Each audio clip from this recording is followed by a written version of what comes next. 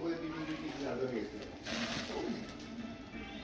で、昨日、だから、自分がやったので、あ、そう、販売する先生とか言って、ありがとうございましたって言って、それにとかね。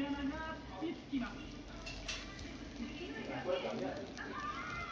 私一人でライスならいただいてましたが、どんなに広い人が出てる。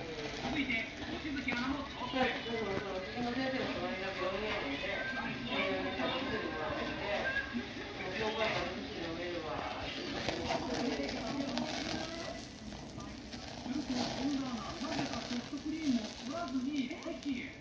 一体、とりあえず私はあるものを食べます。せっかくの時もらって、で、ここで帰って、これにボール見せてくる途中に、この後リキがって言ったので、いや、ご飯食べるより、飲みに来るから、今なんで入れてって言ったら、だから帰って。じゃあ、マスク取ってよ。